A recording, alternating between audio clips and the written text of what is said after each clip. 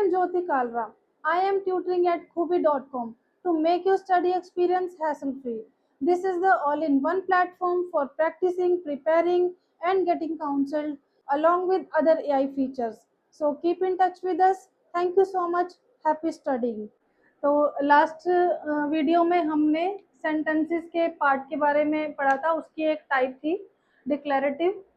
उसकी actually 4 types है, declarative, imperative, interrogative और एक्सक्लेमेटरी। तो हम अभी तक डिक्लेरेटिव और इम्पेरेटिव के बारे में पढ़ चुके हैं। अब हमारा आता है थर्ड टाइप। थर्ड कौन सा है? इंटेरोगेटिव। इंटेरोगेटिव जैसे कि आपने एक वर्ड सुना होगा कभी, इंटेरोगेशन। इंटेरोगेशन का मतलब क्या होता है? जैसे पुलिस इंटेरोगेट करती है, इन्वेस्टिगेशन करती है, तो उसमें एक इंटेरोगेशन, कभी आपने मूवीज वगैरह में भी देखा होगा। उसमें क्या होता है? क्वेश्चंस होते हैं, क्वेश्चंस पूछे जाते हैं। आप कुछ पूछ रहे हो, आप किसी को जवाब दे रहे हो, वो पार्ट है या नहीं है? इंटेरोगेशन का मतलब हमने कुछ पूछा, आस्किंग समथिंग। तो इसमें इंटेरोगेटिव सेंटेंसेस कौन से होते हैं? जिनमें हम कुछ भी पूछते हैं। तो इस तरह के क्वेश्चंस कैसे होते हैं? Who is your best friend? Who से स्टार्ट हो रहा है, आपका बेस्ट फ्रेंड कौन है। Second, how old are you? आप कितने साल के हो। Can you help me with this homework? क्या आप मेरी इस होमवर्क करने में हेल्प कर सकते हो। Did you finish reading the book? क्या आपने अपनी बुक पढ़नी फिनिश कर ली है। When can we meet today? क्या हम आज किस टाइम मिल सकते हैं, हम कब मिल सकते हैं। व्हेन मतलब कब। डिड यू फिनिश, ये सेकंड फॉर्म में यूज हो रहा है एक्चुअली। डू यू फिनिश हो सकता है, डिड यू फिनिश है तो सेकंड फॉर्म में पास्ट टेंस की बात है, मतलब पास्ट की कोई बात है कि आपने बुक रीडिंग अपनी फिनिश कर ली थी। तो ये जो इसका कोई मीनिंग नहीं होता, ये टेंसेस हैं, ये आपको आगे समझ में आएंगे जब हम डिटेल में जाएंगे। तो ये भी एक हेल्पिंग वर्ब जैसे होता है। कैन, कैन मतलब कुछ कर सकना, कुछ कर सकते हो। क्या आप मेरा होमवर्क कंप्लीट करने में मेरी हेल्प कर सकते हो, वहां पर कैन यूज होता है।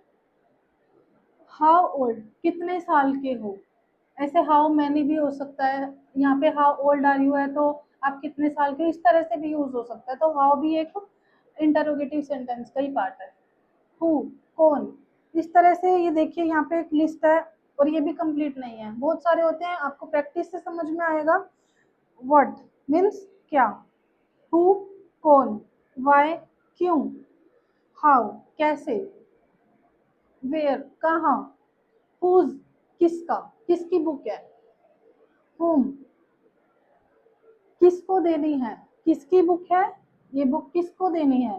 हुम, सॉरी हुम की स्पेलिंग आई थिंक ई नहीं आएगा। विच, कौन सी बुक, किसकी बुक, किसको देनी है, कौन सी बुक। व्हेन, कब देनी है।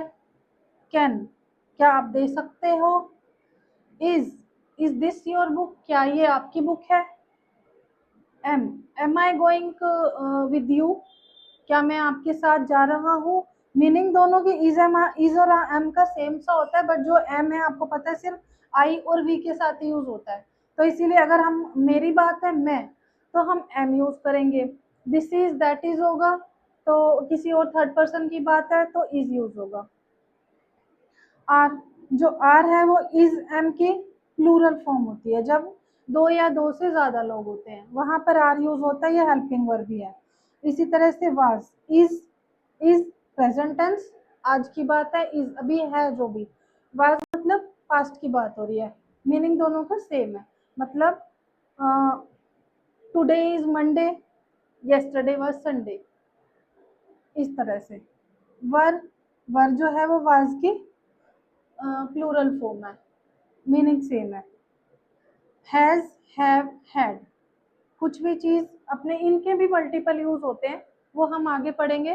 तो आपको फिलहाल के लिए इंटरोगेटिव सेंटेंसेस को समझने के लिए ये वाले जो हैं वर्ड्स को याद रखना है। इसके अलावा और भी बहुत सारे होते हैं, वो आपको प्रैक्टिस से आएगा। कौन से हो सकते हैं, इन सब की सेकंड फॉर्म हो सकती है कैन का कुड, शुड, वुड, इस तरह से और भी होते हैं सेंटेंस वर्ड्स होते हैं। तो वो आपको बहुत सारी प्रैक्टिस करनी है, आपको क्लियर हो जाएगा, बहुत इजी और सिंपल है। और इंटरोगेटिव में कुछ खास बड़ा कोई टॉपिक नहीं है इसमें, बस आपको यही सबसे पहला पहला आपको देखते ही पता लग जाता है कि इंटरोगेटिव सेंटेंस है। तो मेरी साइड से इंटरोगेटिव इतना ही है, सिंपल है, इजी है।